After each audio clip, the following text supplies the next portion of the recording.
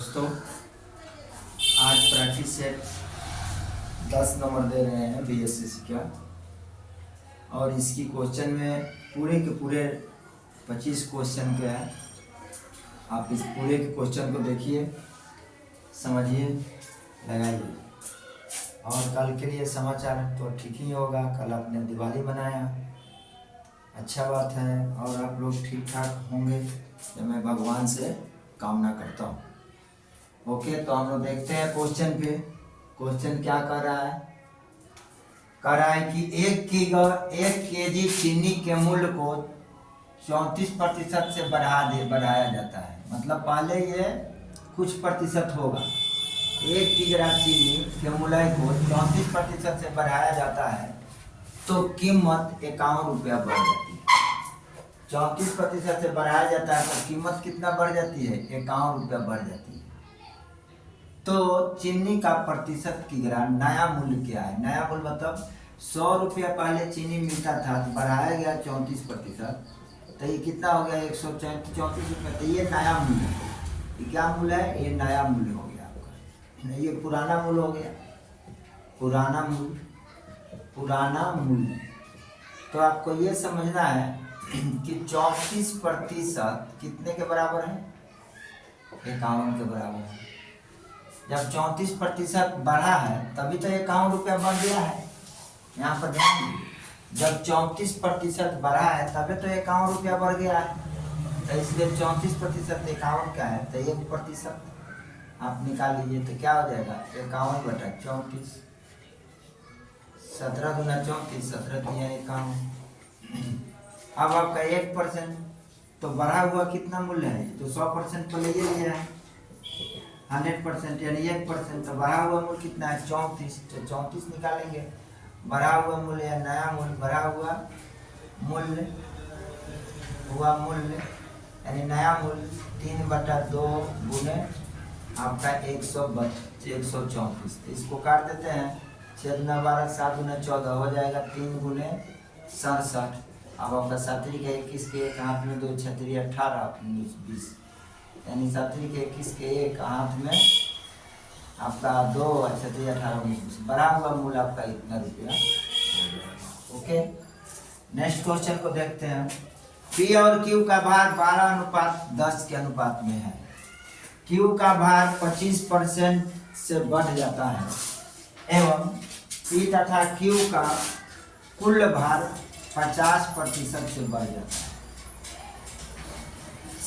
जाता है। यदि कुल भार इतना है, यानी पी और क्यू का कुल भार कितना? इतना है, तो बढ़ोतरी के पश्चात पी का भार क्या है? बढ़ोतरी के पश्चात पी का भार क्या है? क्लियर सा बात है। आप क्या करेंगे? पी प्लस क्यू का टोटल भार कितना है? कुल भार है, तो कुल भार 132 केजी। अब पी प्लस क्यू का भार, पी प्लस क्यू का बढ़ा हुआ भार निकाल लेंगे। बढ़ा हुआ भार कितना हो जाएगा? 50%। तो 50% निकाल देते हैं तो कुल भार इतना, तो 100/150 और गुने 32 कर देते हैं, 132। इसका कुल भार निकल जाएगा। 0 से 0 काट दो, 5 से 5 तिहाई 15, 5 दूना 10, 3 से काट दो, 3 चौक 12, 3 चौक 12, यानी ये 88 हो जाएगा। 44 गुने 2 मिलेगा आपका कितना? 88। अब क्या कर रहा है? ये कह रहा है कि क्यू का भार 25% बढ़ जाता है, तो टोटल भार कितना हो जाएगा? टोटल हो जाएगा आपका, क्यू का भार निकालते हैं तो क्यू का भार ये बराबर टोटल हो जाएगा 22। 22 पर कितना? 10 का। कितना परसेंट बढ़ रहा है? 25%। तो इसका 25% निकालते हैं, बढ़ा हुआ भार। तो 100/25, 100/125 कर लीजिए, तो मेरा निकलेगा कितना? 25 25 100 और 25 चौका 100, 5 दूना 10, 11 दूना 22, यानी 11, यानी मिला कितना? 4/11। अब इसमें गुना करा देंगे टोटल भार से, तो टोटल भार कितना हो जाएगा इसका? 132। तो 11 दूना 22, 11 दूना 22। ये हो जाएगा अगर 25% बढ़ने के क्रम में बोल रहा है बाबू, तो यहाँ पर क्या करेंगे हम, बढ़ा देंगे। तो ये क्या करेंगे, 1 मिनट इसको मिटा लो, ये हो जाएगा आपका 10 बटा में 22 गुने 88, ये टोटल में पी के निकाल देंगे, गुने 25% है 125 बटा 100।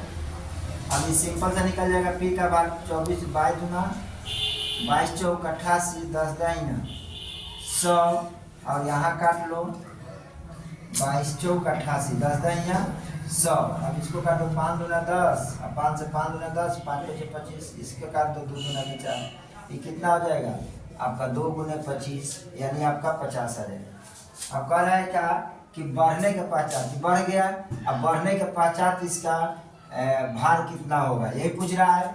तो बढ़ोतरी के पश्चात पी का भार क्या होगा, तब बढ़ोतरी के पश्चात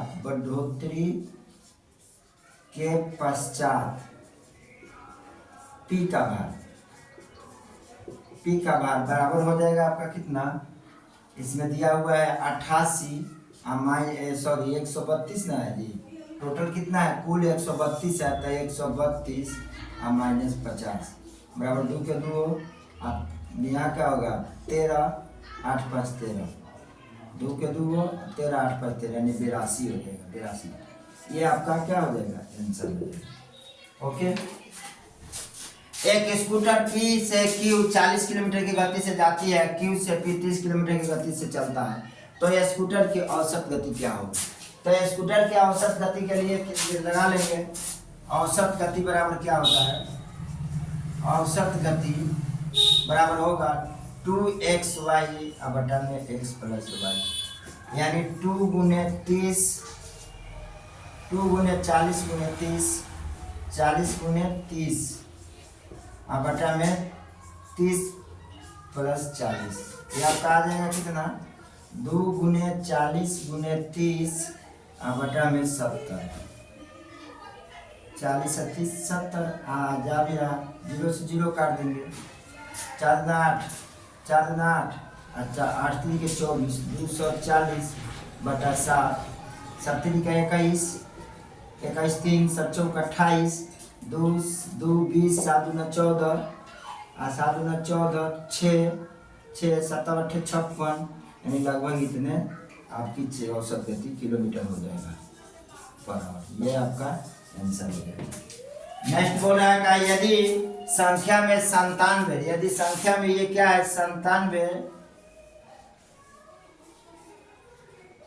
y 3x को 90 से विभाजित कर पूर्णतः विभाजित है, तो x माइनस वाई का मान निकालें। 90 से तभी संख्या विभाजित होगी, यानी 90 का मतलब क्या हो गया 9 गुने 10, तब 10 से वही संख्या विभाजित होगी जिसके अंतिम में क्या हो सुनो, जिसके अंतिम में क्या हो, जिसके अंत में शून्य हो। 9 से वही संख्या, 9 से वही संख्या विभाजित होगी, वही संख्या विभाजित होगी जिसके योग 9 से विभाजित हो, अंकों का योग 9 से विभाजित हो, अंकों का योग 9 से विभाजित हो। तो हम क्या करेंगे इसको देखें, 9 7 16, 16 3 19, 19 से 8 27 जो 9 से डिवाइड हो जाएगा, ये जोड़ते हैं तो 27 है, 0 तो रखेंगे, 0 तो सबसे 0 से डिवाइड हो जाएगा, इसका मतलब है कि यहाँ 8 रखते हैं तो ये मेरा पूरा डिवाइड हो जा रहा है, यानी कि x की वैल्यू क्या रखेंगे 8, और y की वैल्यू हमने क्या बोला था कि 0 जिस संख्या में रहता है वो 10 से हर संख्या विभाजित हो जाता है जिसके अंत में 0, तो y की वैल्यू 0 हो जाएगी, यानी x माइनस वाई बराबर हो जाएगा कितना 8 माइनस 0 इक्वल टू 8। यही आपका आंसर है। That's all. नेक्स्ट क्वेश्चन को देखते हैं मेरे दोस्त। नेक्स्ट क्वेश्चन है, विनय एक वस्तु 1500 रुपया में खरीदता है और वह यातायात पर 500 रुपया खर्च करता है, इस वस्तु को बेचने पर उसे 500 रुपये का लाभ होता है, तो लाभ प्रतिशत क्या है। आसान एकदम है, सीपी लिख लीजिए। सीपी कितना हो जाएगा आपका 1500 प्लस 500 खर्च किया है, तो सीपी कितना हो गया आपका 2000 रुपया हो गया सीपी। जब सीपी 2000 रुपया 500 रुपया इसको क्या होता है, लाभ हो जाता है। तो वस्तु को बेचने पर 500 का लाभ होता है। तो प्रॉफिट कितना हो गया आपका, प्रॉफिट हो गया 500 रुपया। तो प्रॉफिट परसेंट निकाल ले, प्रॉफिट परसेंट यानी लाभ परसेंट बराबर 500 अब बटा में 2000 गुने 100। तो 2 जीरो से 2 जीरो काट दो, 1 जीरो से 1 जीरो काट दो। अब ये कितना हो जाएगा आपका 50/2 यानी 25%। ये आपका आंसर हो जाएगा। सवाल आसान है, कोई जरूरी नहीं कि सब सवाल कठिन आते हैं, आसान भी सवाल आते हैं।